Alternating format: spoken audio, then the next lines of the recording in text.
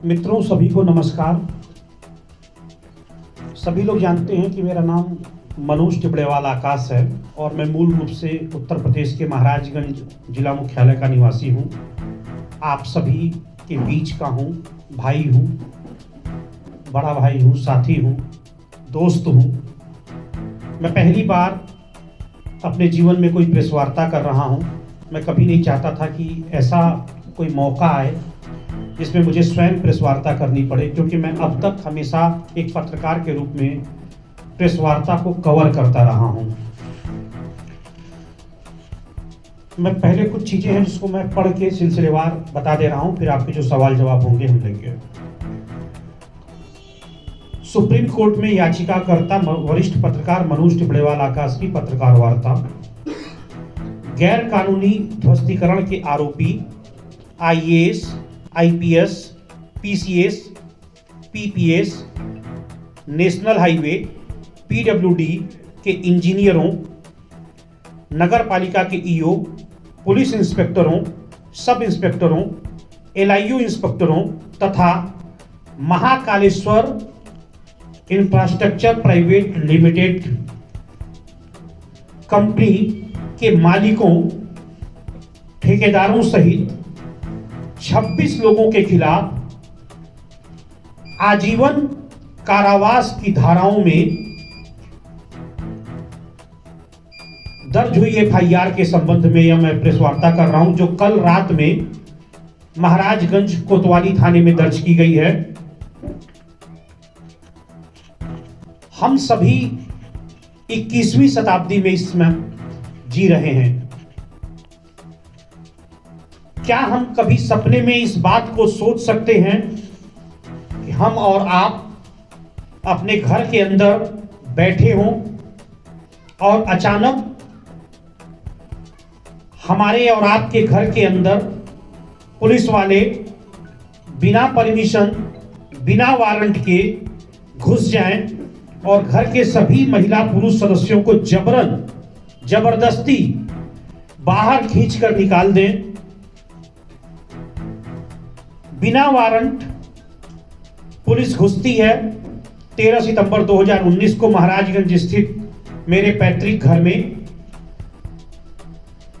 पुरुष पुलिस के सदस्य, मेरे छोटे भाई की गर्भवती पत्नी गैस चूल्हे पर दूध उबाल रही थी। उनको दूध उबलते हुए गैस चूल्हे को बंद करने का मौका दिए बिना जबरन साड़ियों के साथ पकड़ के खींचा गया और यहां तक कि मंदिर और कैश बॉक्स को 1 मिनट का निकालने का वक्त नहीं दिया गया। बिना लिखित नोटिस के घर व दुकान के समस्त सामानों सहित, दवाइयों सहित, घर के फर्नीचर, फ्रिज, टीवी, बेड, सभी सामानों सहित बुलडोजरों से पलक झपकते ही आपके जीवन भर की मेहनत की कमाई गिरा दी जाती है, और वह भी यह बोलकर कि जिलाधिकारी का आदेश है आपके मकान को गिराना है। और 1 मिनट का वक्त नहीं, मंदिर और कैश बॉक्स निकाले जाएं, इतना वक्त आप नहीं देंगे।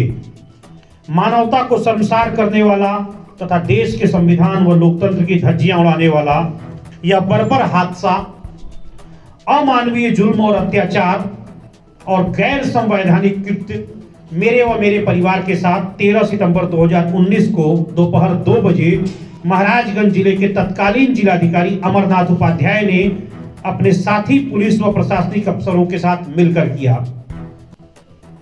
इस जुल्म व अत्याचार को लेकर मेरे द्वारा माननीय सुप्रीम कोर्ट को लिखे गए 4 पन्ने के शिकायती पत्र का स्वतः संज्ञान देश की सर्वोच्च अदालत माननीय सुप्रीम कोर्ट ने लिया और मेरे शिकायती पत्र को ही रीट में बदल दिया और फिर शुरू हुई मामले की व्यापक सुनवाई।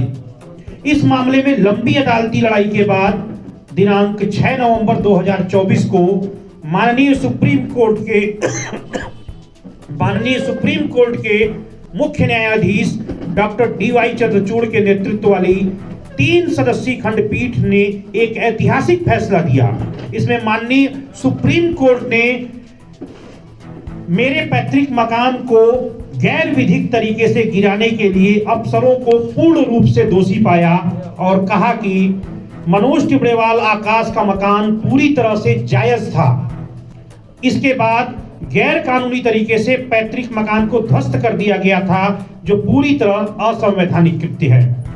माननीय सुप्रीम कोर्ट ने इस मामले में बेहद सख्त आदेश देते हुए इस मामले में राज्य सरकार पर 25 लाख रुपए का दंडात्मक जुर्माना लगाया और इस 25 लाख रुपए को तत्काल याचिकाकर्ता यानी मुझे मनोज टिबड़ेवाल आकाश को देने का आदेश दिया। इसके साथ ही माननीय सुप्रीम कोर्ट ने मेरे पैतृक मकान व दुकानों के ध्वस्तीकरण का मुआवजा अलग से देने का आदेश दिया। माननीय सुप्रीम कोर्ट ने अपने आदेश में कहा कि गैर विधिक ध्वस्तीकरण के समस्त दोषियों के खिलाफ मेरी तहरीर पर उत्तर प्रदेश के मुख्य सचिव और उत्तर प्रदेश के डीजीपी यानी कि पुलिस महानिदेशक तत्काल एफआईआर पंजीकृत करें तथा सबसे महत्वपूर्ण बात यह है कि इस केस की विवेचना का आदेश माननीय सुप्रीम कोर्ट ने किसी जिला पुलिस को नहीं दिया बल्कि यूपी सीबीसीआईडी से कराने का आदेश दिया है। यहां मैं सबसे महत्वपूर्ण बात उल्लेखित करना चाहता हूं, यदि उत्तर प्रदेश की सीबीसीआईडी ने निष्पक्ष न्याय नहीं किया तो यह केस मैं सीबीआई तक लेकर जाऊंगा और इस केस में जैसे इतिहास बने हैं अलग अलग, उसी तरह से इस मकान को गिराए जाने के ध्वस्तीकरण के मामले की जांच यूपी सीबीसीआईडी के बाद सीबीसीआईडी से मैं कराने का पूरा प्रयास करूंगा। 30 दिसंबर की रात यानी कल रात में महाराजगंज कोतवाली थाने में माननीय सुप्रीम कोर्ट के आदेशानुसार अपर मुख्य सचिव गृह और पुलिस महानिदेशक ने मुकदमा अपराध संख्या 629/2024 629/2024 धारा 147, 166, 167, 323, 504, 506, 427, 452, 342, 336, 355, 420, 467, 468, 471 और 120 बी के अंतर्गत एफआईआर पंजीकृत कराई है। इन धाराओं में आजीवन कारावास की सजा का प्राविधान है। इस एफआईआर में तत्कालीन IAS, IPS, PCS, PPS, national highway, PWD के इंजीनियरों, नगर पालिका के तत्कालीन अधिशासी अधिकारी, पुलिस इंस्पेक्टरों, सब इंस्पेक्टरों, इसके अलावा एलआईयू महाराजगंज के 2 इंस्पेक्टरों तथा महाकालेश्वर इंफ्रास्ट्रक्चर प्राइवेट लिमिटेड के मालिकों के खिलाफ एफआईआर पंजीकृत करने का नामजद जो आदेश दिया था वो एफआईआर पंजीकृत हो चुकी है तथा साथ ही साथ कई अन्य अज्ञात लोग हैं जो दौरान विवेचना उनके नाम प्रकाश में आएंगे। अब इनका नाम मैं आपको बताना चाहता हूं। जिन लोगों के खिलाफ एफआईआर हुई है उनके पद नाम के साथ कुल 26 लोग हैं, जिनमें तत्कालीन जिलाधिकारी और 2010 बैच के आईएएस अफसर अमरनाथ उपाध्याय, तत्कालीन अपर जिलाधिकारी कुंज बिहारी अग्रवाल, तत्कालीन कार्य अधीक्षक SOW अविनी राजमार्ग लोक निर्माण विभाग गोरखपुर मणिकांत अग्रवाल, अशोक कन्नौजिया अधीक्षण अभियंता राष्ट्रीय मार्ग वृत्त लोक निर्माण लखनऊ, नेशनल हाईवे के आरओ दिग्विजय मिश्रा, नगर पालिका महाराजगंज के तत्कालीन अधिशासी अधिकारी राजेश जायसवाल, नेशनल हाईवे के स्थानिक अभियंता RK सिंह, नेशनल हाईवे के स्थानिक अभियंता देवानंद यादव, महाराजगंज के तत्कालीन अपर पुलिस अधीक्षक आशुतोष शुक्ला, महाराजगंज के तत्कालीन एलआईयू इंस्पेक्टर राजन श्रीवास्तव, वर्तमान में महाराजगंज में कार्यरत एलआईयू इंस्पेक्टर संतोष सिंह, तत्कालीन शहर कोतवाल सर्वेश कुमार सिंह, तत्कालीन पुलिस इंस्पेक्टर निर्भय कुमार सिंह, तत्कालीन sub inspector SK Singh Raghuvanshi, तत्कालीन नगर चौकी इंचार्ज नीरज राय, तत्कालीन सब इंस्पेक्टर अविनाश त्रिपाठी, तत्कालीन सब इंस्पेक्टर जयशंकर मिश्र, तत्कालीन सब इंस्पेक्टर रणविजय, तत्कालीन सब इंस्पेक्टर कंचन राय, तत्कालीन सब इंस्पेक्टर मनीषा सिंह और महाकालेश्वर इंफ्राटेक प्राइवेट लिमिटेड के डायरेक्टर, मालिक, ठेकेदार अनुज सिंह और सुनील द्विवेदी। इसके अलावा महाकालेश्वर इंफ्राटेक प्राइवेट लिमिटेड के प्रोजेक्ट मैनेजर एच.एन. पाल, उनके कर्मचारी संतोष, टीम लीडर यानी कि अथॉरिटी इंजीनियर एस.के. वर्मा, अधिकृत अभियंता राकेश कुमार, ये 26 लोग नामजद हैं और इनके अलावा कई अन्य अज्ञात हैं जो दौरान विवेचना जिनका नाम प्रकाश में आएगा वो भी आरोपी बनेंगे और उनको सजा मिलेगी। मैं दोहराना चाहता हूं यहां पर, उत्तर प्रदेश सीबीसीआईडी से जांच का आदेश दिया गया है, लेकिन एक पीड़ित के तौर पर यदि यूपी सीबीसीआईडी उत्तर प्रदेश के किसी भी आईएएस आईपीएस के दबाव में आकर गलत विवेचना करती है तो मैं पुनः माननीय सुप्रीम कोर्ट के पास जाऊंगा और इसकी विवेचना सीबीआई को ट्रांसफर करवाऊंगा ताकि दूध का दूध और पानी का पानी हो। यहां पे मैं एक महत्वपूर्ण बात बताना चाहता हूं। सुप्रीम कोर्ट ने इस एफआईआर के अलावा कहा है कि समस्त दोषी अफसरों के खिलाफ कठोरतम विभागीय दंडात्मक कार्रवाई उत्तर प्रदेश के मुख्य सचिव 1 महीने के अंदर करें तथा 4 महीने के अंदर समस्त जांच पूरी कर अवगत कराएं। माननीय सुप्रीम कोर्ट ने अपने ऐतिहासिक आदेश में देश भर के समस्त मुख्य सचिवों को अपने रजिस्ट्रार जनरल के माध्यम से आदेश भेजा है कि अब देश में किसी भी नागरिक का दुकान और मकान, कोई भी संपत्ति बिना पूरी प्रक्रिया अपनाए नहीं गिराई जा सकती। माननीय सुप्रीम कोर्ट ने कहा किसी भी नागरिक के लिए अंतिम सुरक्षा उसका घर ही होता है। बिना 15 दिन की लिखित नोटिस दिए नोटिस को मकान पर चस्पा कराए, वीडियोग्राफी कराए, मकान के अभिलेखी दस्तावेजों का सत्यापन कराए तथा इसके बाद सुनवाई का पूर्ण अवसर देने के बाद ही पूरे देश में किसी के मकान को गिराए जाने की प्रक्रिया प्रारंभ की जा सकती है। और यदि इसमें किसी भी अफसर ने कोई भी त्रुटि की तो संपत्ति ध्वस्तीकरण के जिम्मेदार अधिकारियों के जेब से इसकी क्षतिपूर्ति और मुआवजा वसूला जाएगा।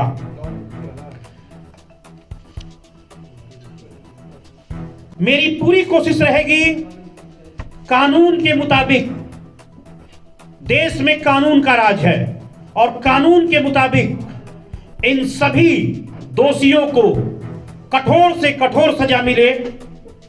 मैं इस जीत के लिए महाराजगंज जिले से लेकर नई दिल्ली तक अपने पत्रकार मित्रों का कोटि कोटि धन्यवाद देता हूं।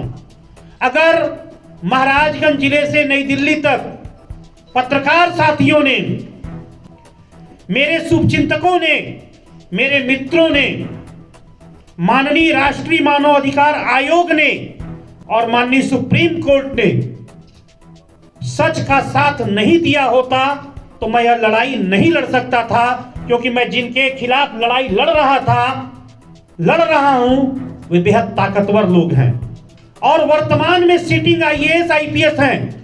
ब्यूरोक्रेसी से लड़ना कोई आसान बात नहीं होती, लेकिन मैं अपने पत्रकार साथियों, अपने शुभचिंतक मित्रों की वजह से मैं इस लक्ष्य तक यहां पर पिछले 5-5.25 साल में पहुंच पाया हूं। मेरा यह मानना है कि लड़ाई मेरी केवल अकेले की नहीं थी। शहर भर में बड़े पैमाने पर तोड़फोड़ की गई।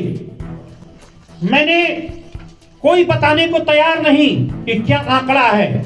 मजबूर होकर मैंने भारत की संसद में यह सवाल उठवाया कि आखिरकार महाराजगंज में क्या तोड़फोड़ हुई है, कितने लोगों की हुई है NH 730 के निर्माण पर, क्या इसका कोई आंकड़ा है। तब जाकर सरकार का जवाब आता है और 10 फरवरी 2020 को भारत सरकार के सड़क परिवहन और राजमार्ग मंत्रालय ने अपना जवाब दिया, जिसमें बताया कि 165 लोगों ने स्वयं हटाया तथा 7 लोगों को पहचान कर हटाया गया और यह कहा गया कि किसी की निजी भूमि पर कोई अतिक्रमण नहीं है, किसी की निजी संपत्ति को नहीं तोड़ा जा रहा है। यह सरासर झूठ बोला गया। महाराजगंज में हजारों लोगों का मकान तोड़ दिया गया। अभी मेरे पास 6 नवंबर के इस आदेश के बाद देश भर से कई हजार फोन कॉल आए, महाराष्ट्र से, आंध्र प्रदेश से, कर्नाटक से, हरियाणा से और अपने पूर्वांचल से उत्तर प्रदेश के। मैं एक उदाहरण स्वरूप एक नाम लेना चाहता हूं।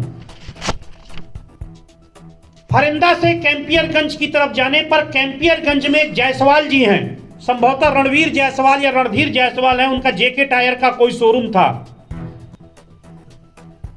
वो मेरे पास आए महाराजगंज मुझसे मिलने इस आदेश के बाद और रोने लगे मेरे सामने और कहे कि श्रीमान जी, मेरा 55 फीट सड़क पर चौड़ा और 60 फीट गहरा मकान इसी सितंबर 2024 में अधिकारियों ने अंधेर गर्दी करते हुए बिना अधिग्रहण, बिना मुआवजे के गिरा दिया। अब ऐसे लोगों को न्याय मिलेगा। अब महाराजगंज के कॉलेज रोड पर जो तोड़फोड़ होनी है, कोई तोड़फोड़ 1 इंच की जिला प्रशासन का कोई अधिकारी नहीं कर सकेगा। मैं अपने रहते हुए महाराजगंज से ठूठीबारी तक 1 इंच भी किसी का अतिक्रमण के नाम पर झूठ बोलकर कि अतिक्रमण है नहीं तोड़ने दूंगा।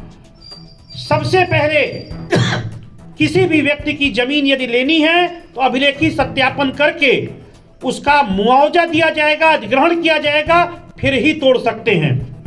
आगे मैं कहना चाहता हूं कि यह लड़ाई जैसा मेरे पैमाने पर तोड़फोड़ की गई, लोगों को डरा धमकाकर सैकड़ों की संख्या में पुलिस फोर्स लगाकर, पीएसी तथा रैपिड एक्शन फोर्स को तैनात कर सड़क के समस्त रास्तों पर बैरिकेडिंग करके दहशत का माहौल बनाया गया ताकि 182 करोड़ की लागत से सड़क निर्माण की परियोजनाओं में बड़े पैमाने पर कमीशनखोरी की जा सके।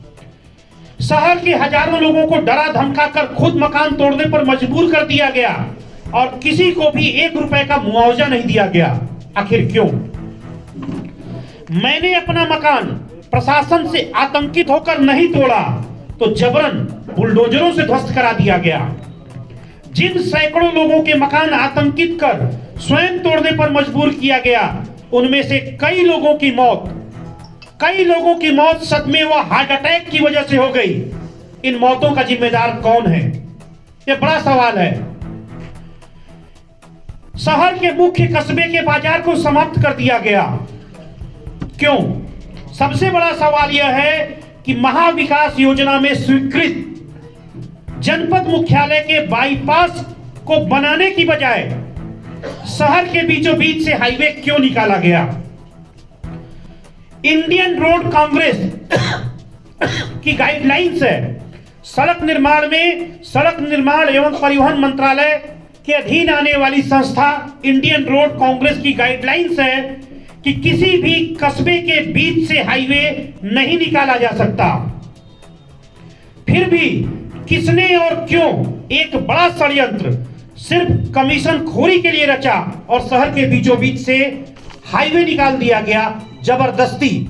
इसकी न सिर्फ व्यापक जांच होगी बल्कि इस भ्रष्टाचार और अनियमितता के दोषियों के खिलाफ कठोरतम कार्रवाई होगी, क्योंकि शहर के बीचों बीच हाईवे निकालने से आए दिन निर्दोष नागरिकों को भारी वाहनों के नीचे दबकर मौत की नींद सोना पड़ रहा है। हमारे सभी पत्रकार मित्र नगर के हैं, आपको पता है कि आए दिन कितने हादसे इस शहर में हो रहे हैं और शहर से हाईवे निकालने का यह अपने आप में देश में एक अनोखा उदाहरण है। कहीं ऐसा नहीं हुआ। मैं इंडियन रोड कांग्रेस की रिपोर्ट आपके सामने रखना चाहता हूं, जिसमें स्पष्ट तौर पर कहा गया है कि यहां कोई भी सड़क हाईवे बीच से नहीं निकाला जा सकता। इसके अलावा ऐसे हादसे के जिम्मेदार लोगों को कठोर से कठोर सजा दिलाई जाएगी। यह लड़ाई महाराजगंज जिले के 30 लाख स्वाभिमानी लोगों की लड़ाई थी, जिनके आशियाने पर चंद लोगों ने बुलडोजर चलाने का काम किया या फिर आने वाले दिनों में करते। मुझे भगवान ने इस लड़ाई को लड़ने का माध्यम बनाया। मैं सोचता था, कभी कभी मुझे नींद नहीं आती थी इस हादसे के बाद, कि क्या मेरे दादा ने जो 1960 में जमीन खरीदी वह चोरी की थी, बेईमानी की थी? जो दाग मेरे ऊपर तत्कालीन जिला प्रशासन ने लगाया था उसे धोने की चुनौती थी। आज राष्ट्रीय मानवाधिकार आयोग की टीम स्वयं बस्ती के कमिश्नर उत्तर प्रदेश सरकार के 1998 बैच के IAS अनिल कुमार सागर जी की इस रिपोर्ट, NHRC की रिपोर्ट और सुप्रीम कोर्ट के आदेश ने साबित किया कि मनोज टिब्रेवाल का मकान जायज था, गैर कानूनी तरीके से गिराया गया था। तो शायद उस वक्त मुझे बहुत तकलीफ हुई। मेरे मित्र विश्व दीपक जी बैठे हुए हैं, मैं इनके पास, हमारी मुलाकात हुई। मैं इनसे आंखों में आंख डालकर बात नहीं कर पा रहा था। मैंने कहा, दीपक भाई, मैं यह नहीं सोच पाता कि मेरा ही मकान क्यों गिराया गया। आखिर मैं सबकी मदद करता हूं, किसी का दिल दुखाने की भरसक कोशिश करता हूं कि न दुखाऊं, फिर भी भगवान मेरी परीक्षा क्यों लेते हैं? उस बात का जवाब मुझे 5 साल तक नहीं मिल पाया। लेकिन जिस दिन सुप्रीम कोर्ट का आदेश आया और माननीय चीफ जस्टिस महोदय की 3 सदस्यीय खंडपीठ ने कहा कि किसी भी व्यक्ति की अंतिम सुरक्षा उसका घर होता है, वह पल नई दिल्ली के सुप्रीम कोर्ट के कोर्ट नंबर 1 में चीफ जस्टिस की कोर्ट में वह वाक्य माननीय चीफ जस्टिस महोदय का मेरे रोंगटे खड़े कर दिया, मेरे रोम रोम को हिला दिया कि आज मुझे इस बात का जवाब मिल गया कि देश के 140 करोड़ लोगों में से किसी का भी घर अब अवैध तरीके से अधिकारी मनमानेपन करके नहीं गिरा पाएंगे। शायद इसी लड़ाई को भगवान ने लड़ने के लिए मुझे माध्यम बनाया था। मैं लंबी लड़ाई 5.25 साल तक लड़ा और देश में अब किसी का मकान इस तरह नहीं गिराया जा सकता। यह मैं भगवान को धन्यवाद देता हूं। उस वक्त मुझे बहुत पीड़ा हुई। जिस दिन मेरा मकान गिरा उस दिन बरसात होनी शुरू हो गई। घर में हम लोग खुले आकाश के नीचे सोए। लेकिन 5.25 साल के बाद इस बात का संतोष है कि आप सभी पत्रकार मित्रों की वजह से मैं इस लड़ाई को लड़ पाया और दिल्ली के जो मेरे पत्रकार मित्र हैं, और एक ऐसा कानून बना जो अब रिपोर्टेबल है। लॉ के स्टूडेंट्स को वो कानून पढ़ाया जाएगा कि बुलडोजर की कार्रवाई में कब कार्रवाई होगी और कब कार्रवाई नहीं होगी। तो भगवान ने मुझे इस लड़ाई को लड़ने का माध्यम बनाया। मैंने इस लड़ाई को लड़ा और माननीय सुप्रीम कोर्ट के आदेश के बाद देश के 140 करोड़ लोगों को न्याय मिलेगा और भविष्य में कोई भी अफसर इस तरह की गुंडागर्दी और अराजकता करने की हिम्मत नहीं जुटा पाएगा। महाराजगंज जिले में आने वाले दिनों में दहशत फैलाकर कॉलेज रोड पर जो लाल और पीला निशान लगाया जाता है, महाराजगंज से ठूठीबारी तक तोड़फोड़ की जो योजना चल रही है, इसके खिलाफ भी मैं महाराजगंज जिले की जनता के लिए लड़ूंगा और एक भी इंच बिना मुआवजे, बिना अधिग्रहण के किसी प्रशासनिक अफसर को जमीन, किसी का मकान अपने भाई बंधु का तोड़ने नहीं दूंगा। विकास की दिखावटी आड़ में विध्वंस का काम नहीं चलने दूंगा। इस आदेश ने साबित किया है कि देश के संविधान में न्याय की जड़ें बेहद गहरी हैं। इस बात को सुप्रीम कोर्ट ने एक बार फिर साबित किया। साथियों, बहुत बहुत धन्यवाद। अब किसी का कोई सवाल हो तो मैं जवाब दूंगा। दोनों का फोन आया था, मैं कंटेम्प्ट दाखिल कर रहा था क्योंकि सुप्रीम कोर्ट ने 30 दिन के अंदर अनुपालन करने के लिए कहा, और जैसे ही मेरा मेल पहुंचा कि मैं अब कंटेम्प्ट की कार्रवाई करूंगा, मेरी FIR सुप्रीम कोर्ट के आदेश के 50 दिन बाद ही सही दर्ज हुई।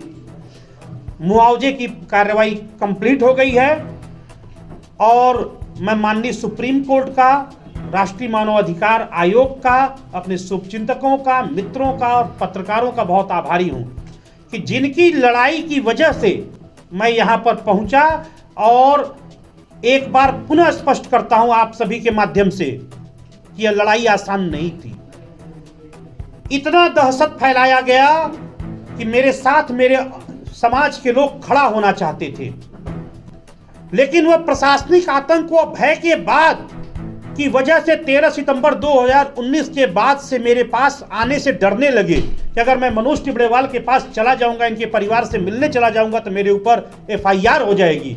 सोचिए किस माहौल से मैं गुजरा हूँगा। मेरी माँ गुजरी होगी, मेरे पिता गुजरे होंगे, मेरा छोटा भाई, और मेरे छोटे भाई की पत्नी गर्भवती थी। 6 महीने पहले उसकी शादी हुई थी। हम लोग गांव के लोग हैं, लोग सोचते हैं कि कैसी लड़की आ गई, आते ही घर गिर गया। किन किन मानसिक वेदना और यातना को मैंने झेला है और झेल करके यह लड़ाई लड़ी है। मैं आंखों में आंसू आ जाते थे जब मेरे छोटे भाई की पत्नी 6 महीने हुई, शादी हुई, और ऊपर से पानी गिर रहा है और सारे सामान भीग रहे हैं और उसको पानी निकालती थी। वह दृश्य देखकर बहुत पीड़ा होती है। लेकिन संतोष इस बात का है कि अब देश में अराजकता नहीं चलेगी, अराजक तौर पर बुलडोजर नहीं चलेगा। देश में कानून का राज है। कोई तानाशाह अधिकारी या आदेश नहीं दे सकता कि जाओ किसी के घर में घुस जाओ बिना परमिशन, बिना वारंट, और खींचते हुए बाहर ले आओ और मकान तोड़ दो। आज देखिए, इस सुप्रीम कोर्ट के आदेश की देन है कि महाराजगंज मुख्य चौराहे पर जिन लोगों के मकान ध्वस्त किए गए, खुद तोड़े गए, तोड़वाने को मजबूर किया गया, वे लोग स्वयं का मकान बना रहे हैं। इसके वजह सिर्फ और सिर्फ सुप्रीम कोर्ट का आदेश है। तो देश की कोर्ट में, न्यायपालिका में हमारी आस्था है। और मनोज जी के सवाल पे स्पष्ट तौर पे कहना चाहता हूं, उत्तर प्रदेश सीबीसीआईडी के अफसर यह जान लें, सुप्रीम कोर्ट के आदेश पर यह एफआईआर दर्ज हुई है और इस एफआईआर की निष्पक्ष विवेचना होनी तय है। यदि किसी ने भी अपने साथी आईएएस, आईपीएस या पुलिस इंस्पेक्टरों को या किसी भ्रष्ट इंजीनियर को या ठेकेदार सड़क निर्माता कंपनी के मालिकों को बचाने का अवैध तौर पर दुस्साहस किया, तो मैं आप सभी के सामने कह रहा हूं कि यह प्रकरण सीबीआई की जांच तक ले जाने का काम करूंगा और सभी दोषियों को कानून के मुताबिक कठोरतम दंड दिलवाऊंगा।